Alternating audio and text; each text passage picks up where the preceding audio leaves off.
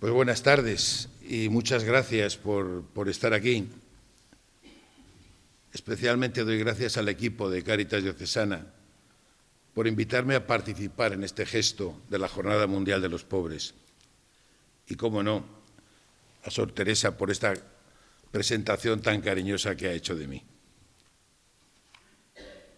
La verdad es que yo no sabía muy bien cómo orientar esta reflexión que habéis titulado La soledad que empobrece.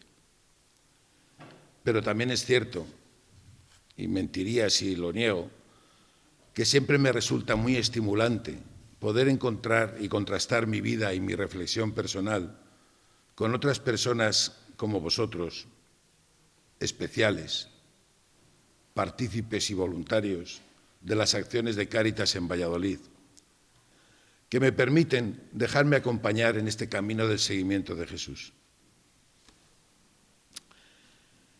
Intentaré ser muy breve, no solo porque me lo han pedido, sino para que puedan surgir comentarios o dudas de vosotros y podáis expresar vuestra experiencia al final de esta presentación, o si os surge durante ella, me cortáis y ya está, cuando no estéis de acuerdo, cuando queráis contrastar o cuando no hayáis entendido algo que he querido decir.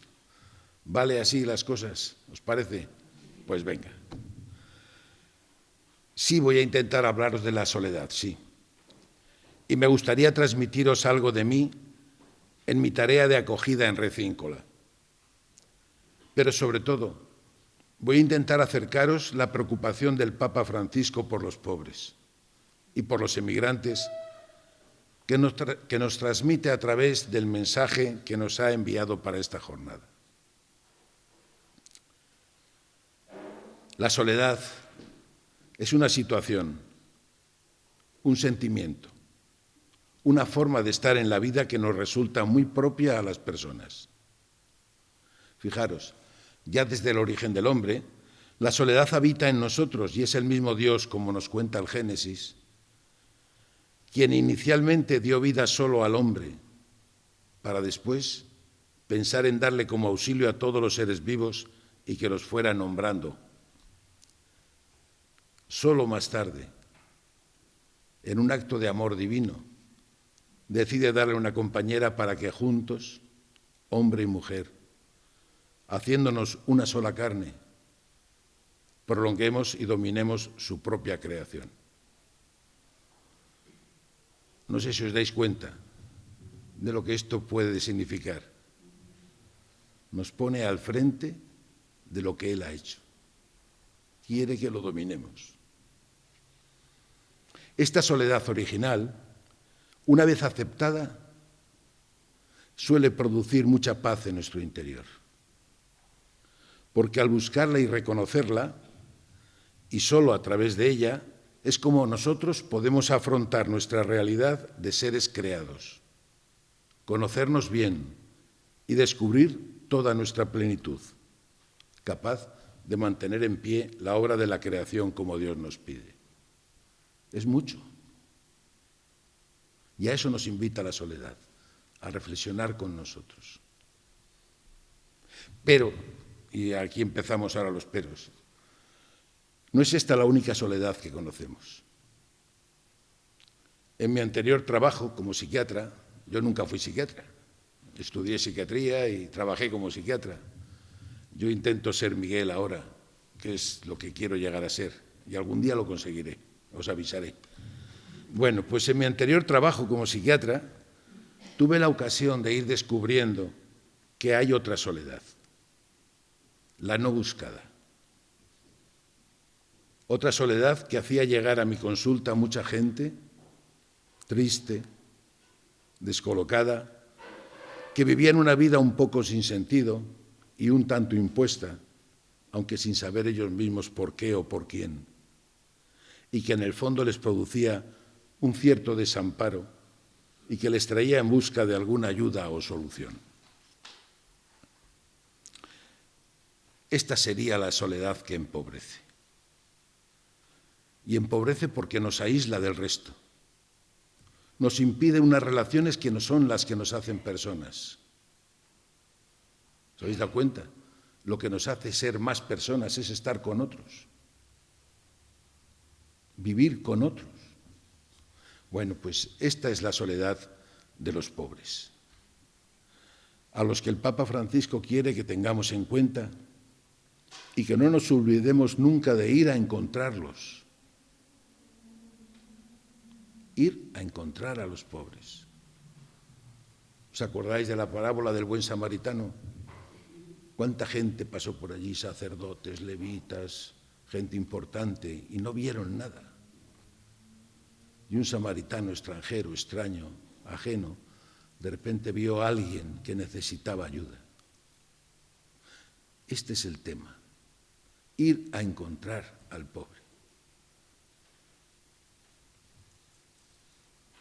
Sobre este tema de la soledad, a mí me gustaría recomendaros un libro precioso que publicó el año pasado un buen amigo y que nos da mucha luz para abordar esta experiencia tan humana y tan inquietante de la soledad. En el libro nos va mostrando esas dinámicas que nos van aislando de los demás y posibles puentes que nos ponen en comunicación entre otros. El libro, no sé, a lo mejor le conocéis, se llama Bailar con la soledad. Lo escribió José María Rodríguez Olaizola, un jesuita al que también muchos de vosotros conocéis y que estuvo aquí con nosotros muchos años, ahora está en Madrid. La soledad de los pobres, decíamos. El mensaje del Papa Francisco para este año, ya sabéis lo que nos anuncia. La esperanza de los pobres nunca se frustrará. Yo lo leo y me quedo un poco a cuadros. Me hace temblar. Es que realmente es así. ¿Cómo es posible que el Papa se atreva a decir que nunca se va a frustrar la esperanza de los pobres? Bueno, pues esa es la gran cuestión. Esta es la misión que se nos encomienda. Devolver la esperanza a los pobres, perdida, dice el Papa, a causa de la injusticia, el sufrimiento y la precariedad de la vida.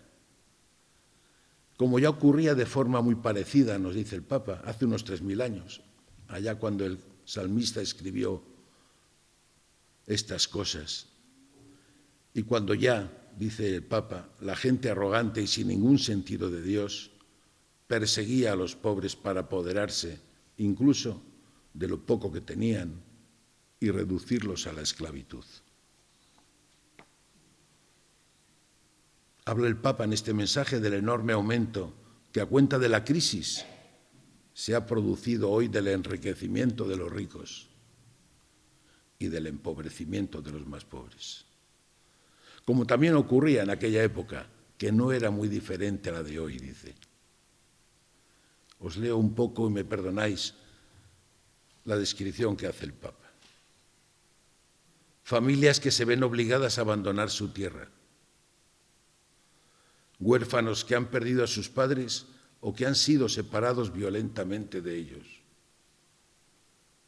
Jóvenes en busca de una realización profesional a los que se les impide el acceso al trabajo a causa de políticas económicas muy miopes. Víctimas de tantas formas de violencia como hay en esta sociedad, desde la prostitución hasta las drogas, y humilladas en lo más profundo de su ser. Y continúa. ¿Y cómo olvidar a los millones de inmigrantes, víctimas de tantos intereses ocultos y tan a menudo instrumentalizados con fines políticos, a los que se les niega la solidaridad y la igualdad? ¿O qué decir de las numerosas personas marginadas y sin hogar que deambulan por las calles de nuestra ciudad? Continúa el Papa señalando la frecuencia con que vemos a los pobres en los vertederos o en los contenedores de basura, digo yo, recogiendo el producto del descarte y de lo superfluo para encontrar algo que comer o con qué vestirse. Convertidos ellos mismos en parte de un vertedero humano, dice, son tratados como desperdicios, sin sin que exista ningún sentimiento de culpa por parte de aquellos que son cómplices de este escándalo. Considerados generalmente como parásitos de la sociedad, a los pobres no se les perdona ni siquiera la pobreza. Se está siempre alerta para juzgarlos. Cómo visten, cómo van, cómo vienen, cómo miran. No pueden permitirse ser tímidos o desanimarse. Suelen ser vistos como una amenaza o como gente incapaz, que es peor. Y solo porque son pobres.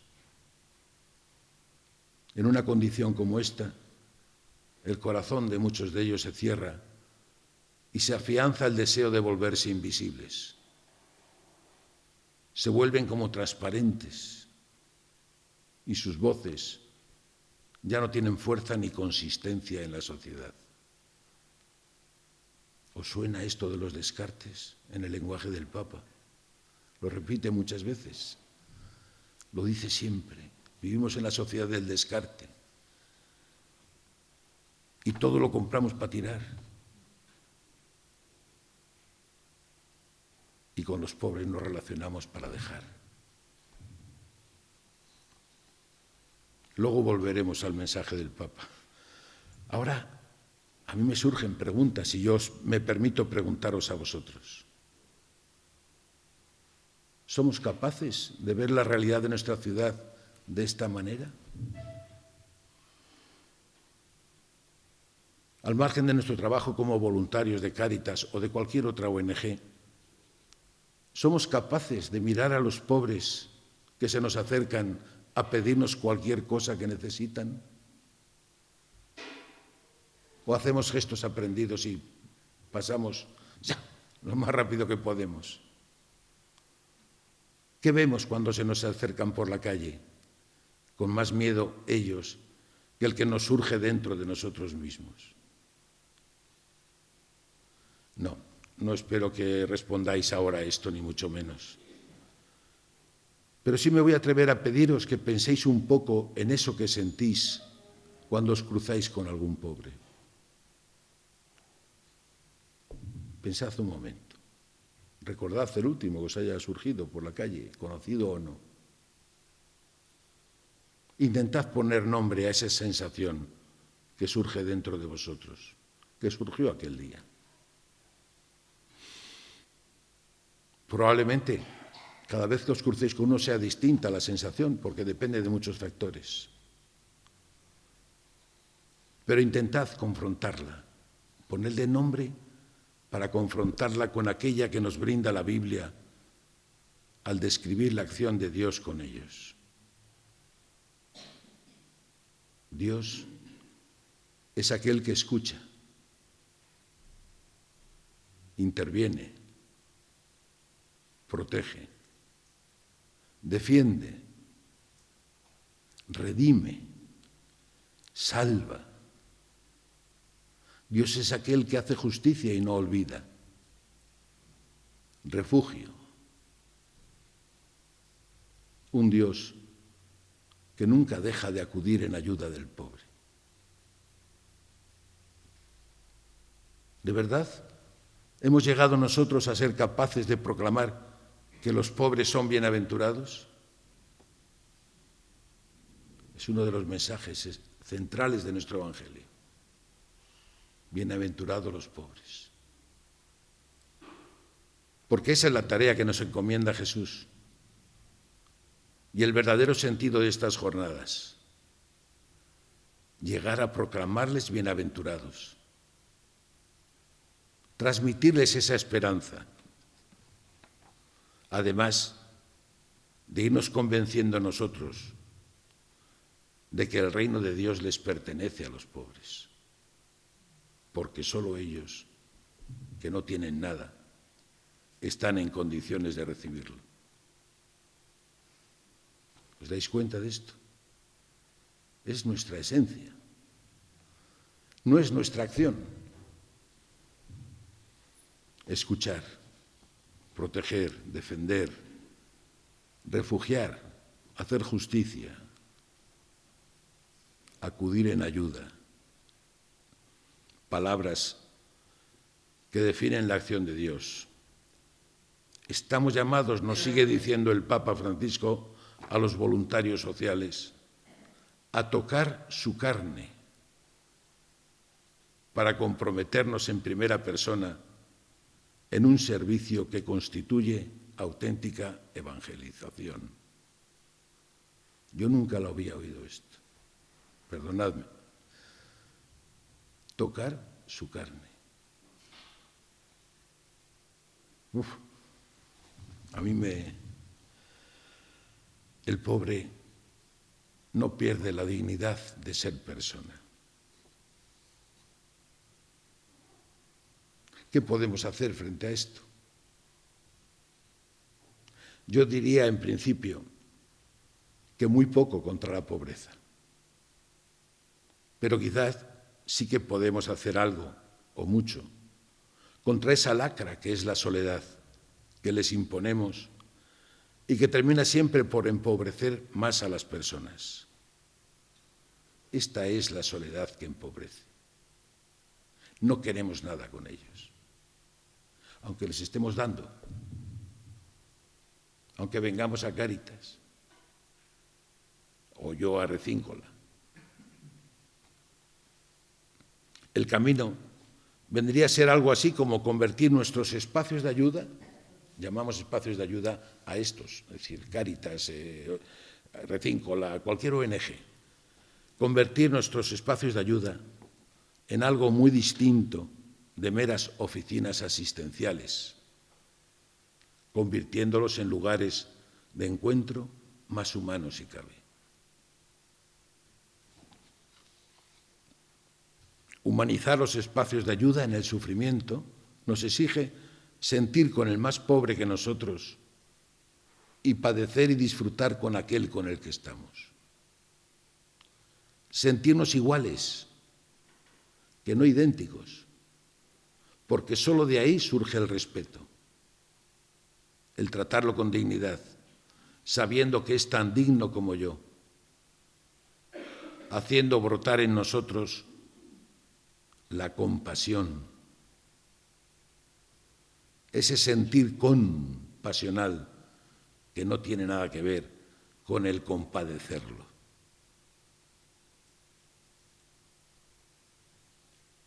Al sentir con ellos, al sentir como ellos, es cuando estamos empezando a romper su soledad.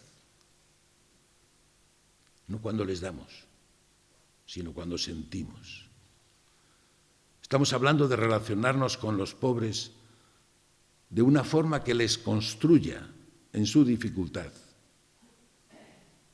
que les haga sentirse personas, que nuestra presencia les ayude a sentirse alguien. Yo les digo muchas veces a nuestros voluntarios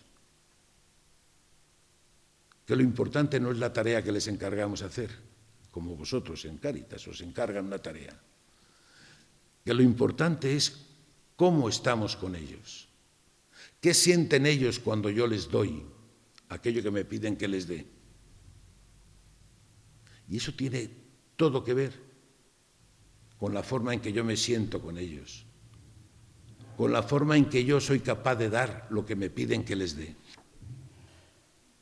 Si es clases de español, clases de español.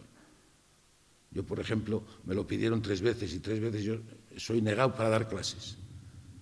Y entonces no he podido, lo siento. Y bueno, pues me han vuelto a poner en la acogida. Abro la puerta, les digo buenos días y se me quedan mirando. Cuando después de hacer sus gestiones, al salir les digo gracias por venir. Todos los días. Se me quedan así diciendo, no, de nada, como sorprendidos. Tenemos que aprender esto y muchas más cosas. Creo que este es el gran trabajo de los que participamos en el voluntariado. No la tarea concreta que se nos encomienda, sino que es muy importante, hay que hacerla bien. Si hay que dar clases, hay que dar clases y darlas bien. Y si hay que repartir lo que sea, pues se reparte y bien hecho, no de cualquier manera.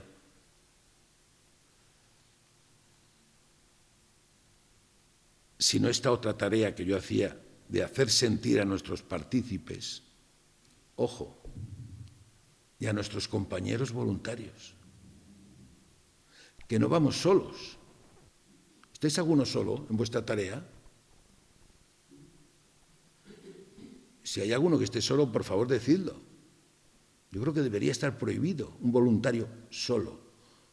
Bueno, pues no solo con los partícipes de nuestra tarea, sino también con nuestros compañeros voluntarios, hacerles ver, hacerles sentir lo importantes que son para nosotros. Cuando empezaba yo voluntariado, hace muchos años, me acuerdo lo importante que era ir a donde fuéramos, a una residencia, a un barrio, a no sé qué, charlando con el compañero. Oye, ¿qué vamos a hacer hoy? Compartir la tarea. Que también el compañero voluntario se sienta importante.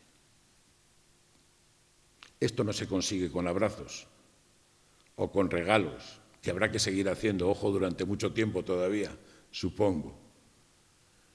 Pero no basta con asistir, como dice el Papa.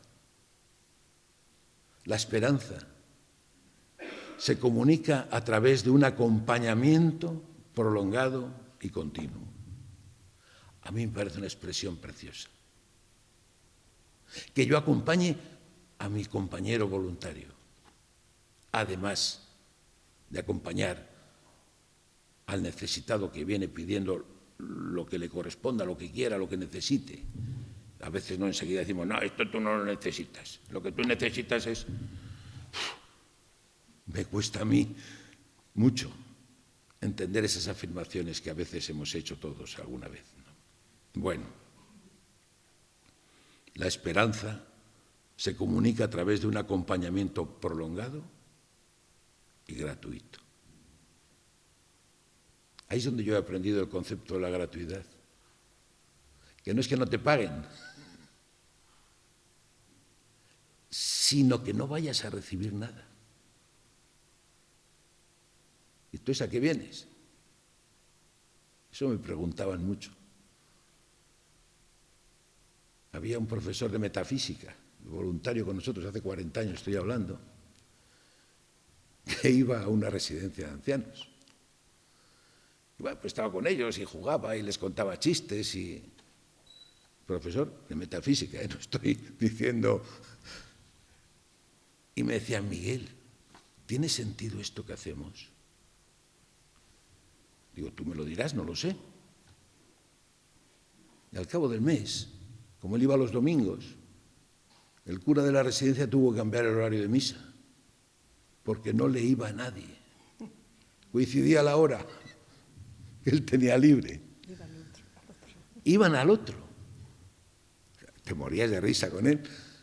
Pero bueno, digo, y entonces yo le dije, digo, ¿tiene sentido, Pepe? Me dijo, sí, claro que tiene sentido. Esto es lo que ellos necesitan hoy. Hoy en las residencias que aquí tenemos están cubiertas las necesidades básicas, vamos, en definitiva, pero necesitan eso, alguien que les anime. Bueno, esto era un ejemplo y perdonadme que me ha surgido así sobre la marcha. Insisto, la esperanza se comunica a través de un acompañamiento prolongado y gratuito, dice el Papa Francisco. Yo suelo decir que se consigue, sobre todo, con la mirada, mirándoles a los ojos con cariño, para descubrir qué es lo que ellos pueden aportarnos. ¿Imagináis lo complicado que es estar en relación con alguien siempre dependiendo de lo que me den? ¿O habéis hecho una vez el ejercicio de imaginar eso? ¿Cómo ese pobre al que atendemos se puede sentir si nunca puede darte nada? Descubrir qué nos pueden aportar ellos a nosotros, mirarles para comprenderles mejor y que así ellos se sientan comprendidos y aceptados. Mirarles a los ojos para conocerles mejor pero no solo para saber cómo se llaman. Yo me olvido de todos los nombres. Ya tengo yo mi demencia empezando, o lo tengo escrito o se me olvidan las cosas, ¿no? No es para saber cómo se llama o de dónde viene o qué nos pide porque lo necesita. Se trata de comprender emocionalmente al pobre para tratar de relacionarnos mejor con él, sentirnos un poco dentro de sus zapatos y un poco más ayudarle a sentirse alguien con nuestra presencia. Yo creo que el ser voluntario se trata de aprender con el necesitado. Volver a aprender, diría yo. Aprender a recibir.